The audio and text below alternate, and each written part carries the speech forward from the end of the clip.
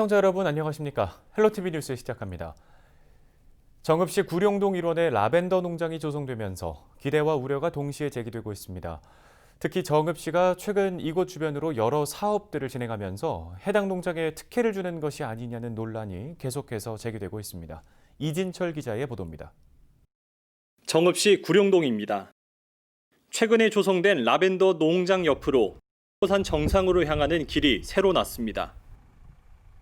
정읍시는 20년 전 패러글라이딩 동호회가 정상까지 길을 내달라고 민원을 냈고 이제야 받아들여진 것이라고 밝혔습니다. 하지만 취재진이 패러글라이딩을 타지는 않았습니다. 예산 10억 원이 투입된 공사는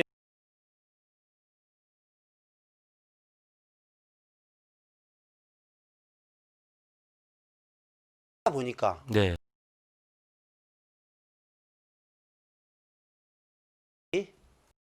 무슨 특혜가 여기에 또 임도까지 개설을 해서 또 무엇을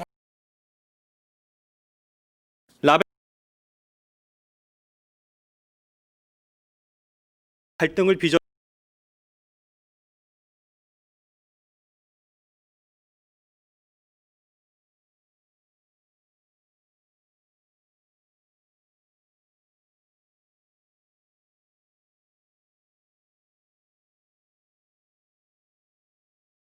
살고 있으면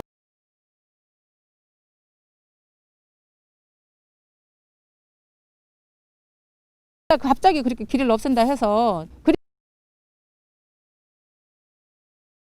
궁금하고 산사태나 홍수문이 제기되고 조성되면서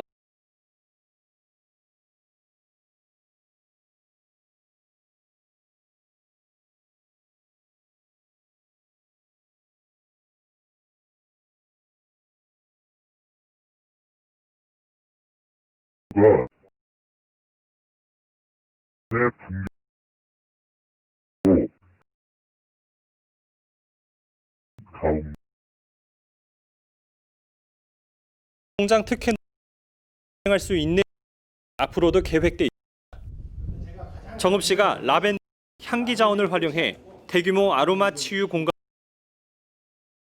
그런데 제가 가장 꽃이 아니고 치유 공간을 만드는 게 가장 지금 역점적으로 생각합니다. 라벤더 농장 일원에서 다양한 중인 정읍시. 이를 둘러싼 특혜 논란은 앞으로도 계속 이어질 것으로 보입니다.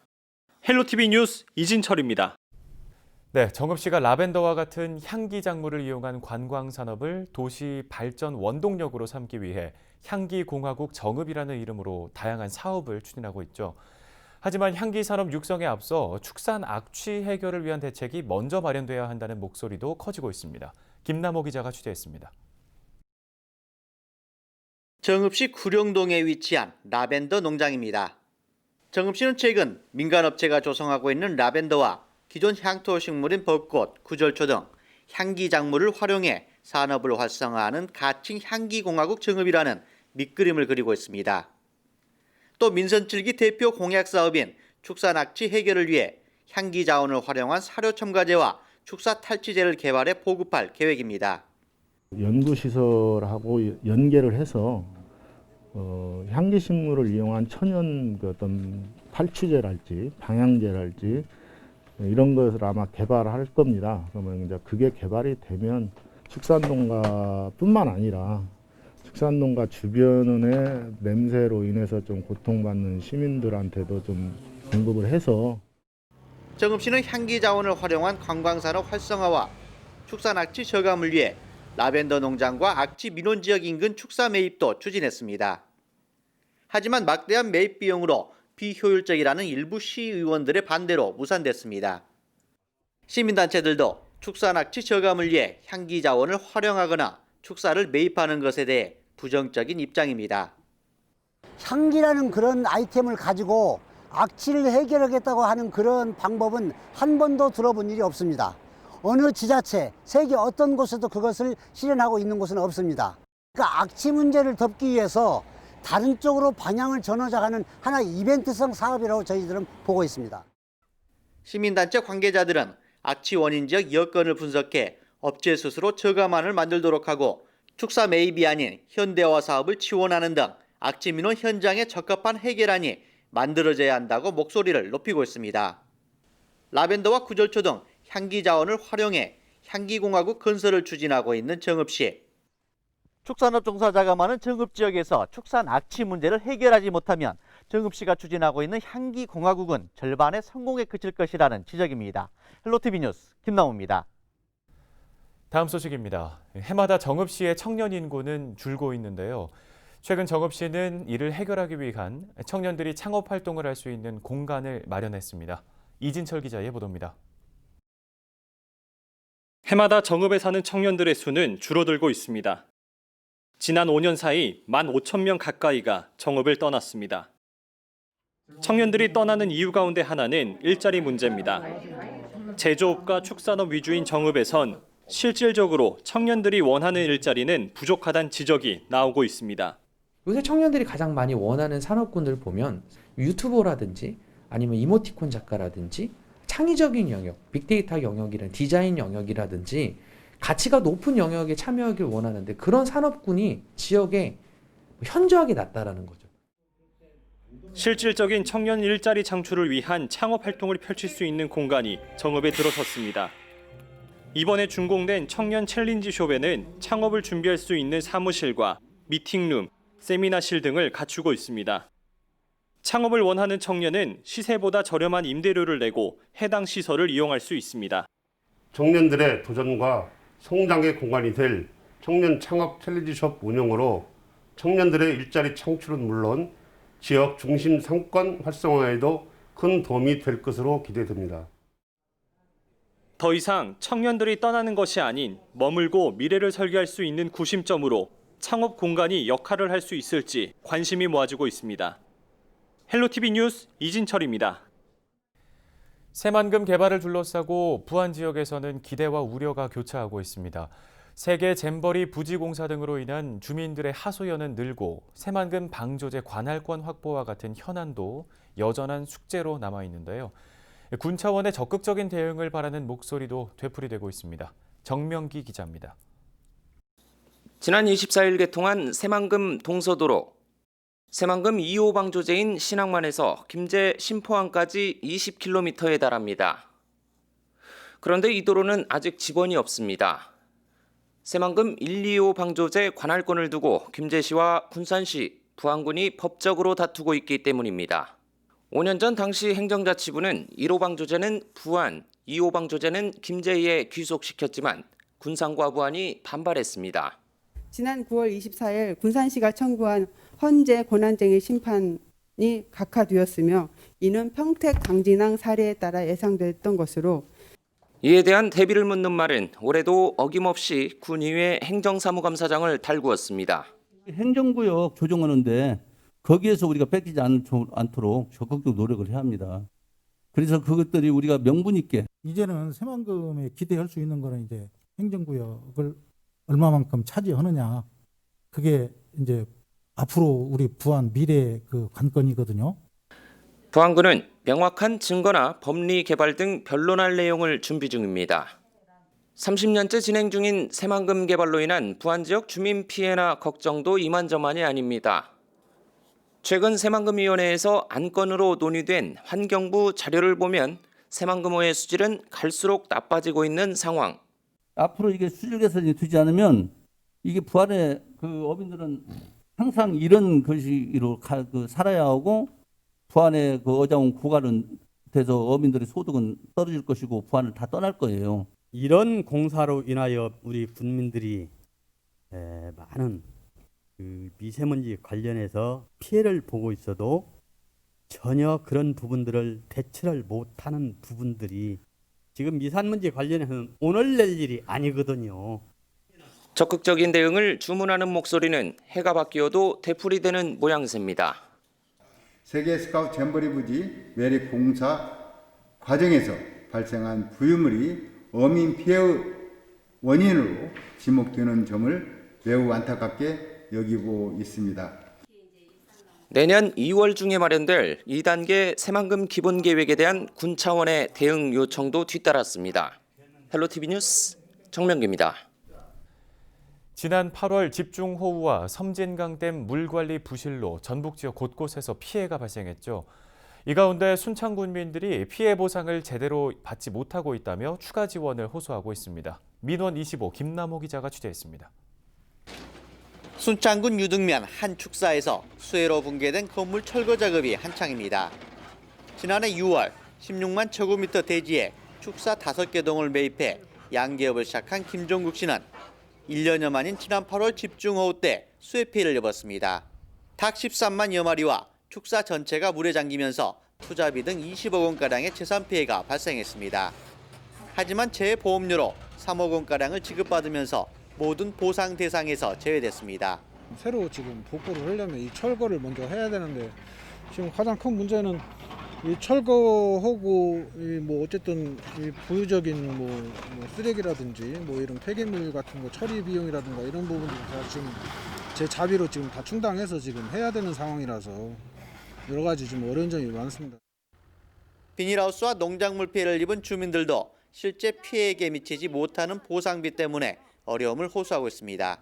여기가 매몰됐는데도 불구하고 안전재난과에서는 정말 작은 금액으로 저희한테 줬어요. 그걸로 복구하는 데 쓰라고. 네, 수확량도 한 반토막 났는데 그 시끄러운 그 비용 가지고 장비 불러가지고 제가 한다고 해도 그 비용 가지고는 거의 뭐 장비 이렇게 토사 유입된 거 그것만 해도 장비를 한 이틀, 3일 정도는 써야 되는데 그러면 그 비용으로 이제 다 소진이 돼요. 수해 피해를 입은 주민들의 추가 지원 하소연이 이어지면서 지역 정치권에서는 손해 사장인 용역을 통해 추가 피해 조사를 진행해야 한다고 주장하고 있습니다. 이게 한 달이가 두 달이가 세 달이가 뭐 6개월이가 언제 그게 합의점이 나올지도 몰라요. 그런 차원에서 빨리 전문기관 요 손해 사정인 용역비를 세워서 조사를 해달라. 우리 다 잊어버린다. 이제 그런 차원에서 꼭 필요하다는 그런 주장을 하고 계십니다. 순창군 관계자들은 현행법에 따라 보상을 진행하고 있다고 답했습니다. 피해 조사의 경우 순창군 자체적으로 진행하고 있어 추가 영역 계획은 검토하지 않고 있다고 밝혔습니다. 재난지원 그 지수가 자동적으로 거기서 계산이 돼가지고 재난 지수에 따라 가지고 재난지원이 나가는 부분이 좀 있습니다. 손해사정인 용역을 한다는 것은 어떻게 보면 사용하지도 못하는 어떤 부분들, 금액만 두개면 예산 낭비 어떤 부분이 있다. 사계 면에 일단 그것을 조사를 한번 해보라고 해가지고 자료만 가지고 있고 나중에 어떤 부분에서는 그 자료가 개인 어떤 정보라는 거 없다라고 하면 그 정도만 현재 조사를 하고 있습니다. 수해 발생 후 4개월이 넘도록 복구 작업을 벌이고 있는 피해 주민들은 생계를 이어갈 수 있는 지원책을 호소하고 있습니다. 헬로티비 뉴스 김나호입니다. 정읍시가 주차난을 해소하기 위해 시청 인근의 부지를 사들여 주차장을 조성하고 있습니다. 이미 근처에 공영주차장이 버젓이 있지만 제대로 활용되지 않아 예산 낭비라는 지적이 나오고 있는데요. 이진철 기자가 전해드립니다. 정읍시가 조성 중인 공영주차장 부지입니다. 부족한 주차 공간을 확보하기 위해 시청에서 200여 미터 떨어진 이곳에 예산 18억 원을 들여 공사를 시작했습니다. 하지만 주차장 조성 부지에서 불과 50m 정도만 걸어가면 멀쩡한 주차 공간이 있습니다. 자동차가 세워져야 될 이 공간에는 이름 모를 큰 기계가 세워져 있습니다.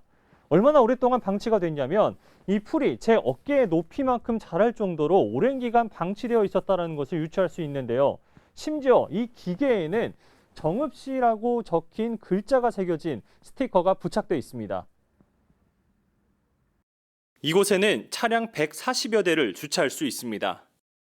하지만 마치 창고를 연상케 하듯 컨테이너 여러 채가 늘어서 있고 심지어 정읍시 관련 행사에서 사용한 것으로 추정되는 팻말과 교통지도에 쓰이는 삼각콘도 방치돼 있습니다. 그 연도를 잘 모르고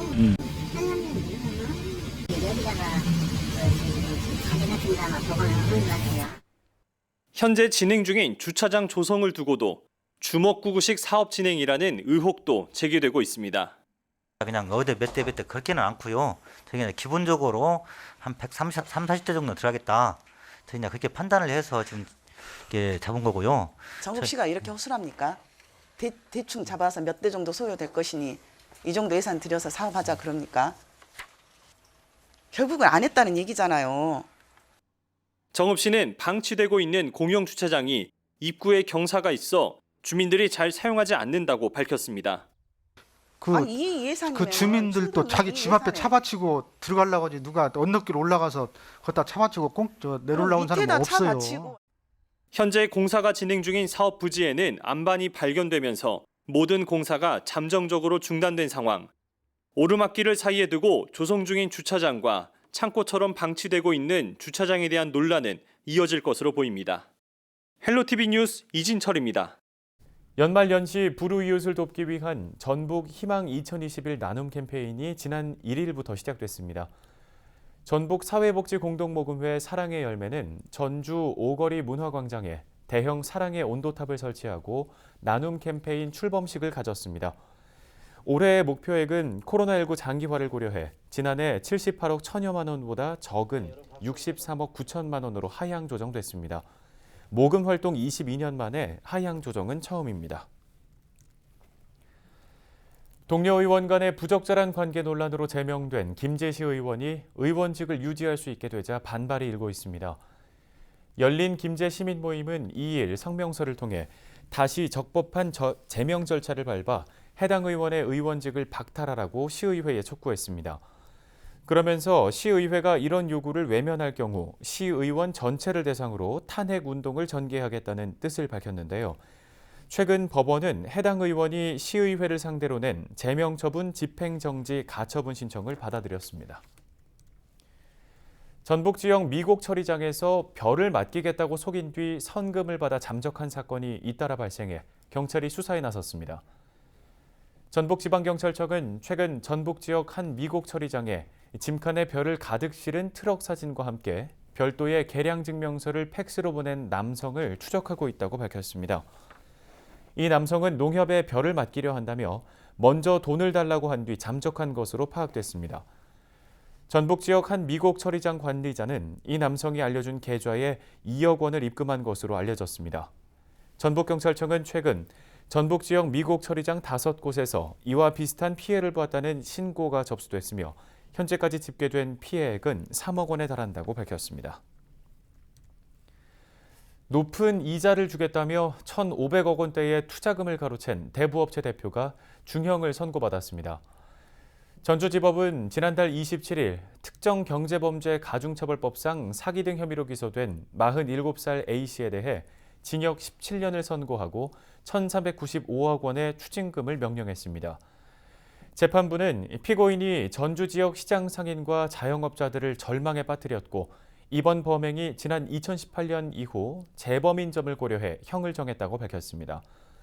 A씨는 돈을 빌려주면 높은 이자를 주겠다며 피해자 16명을 속여 1,395억 원을 가로챈 혐의로 기소됐습니다.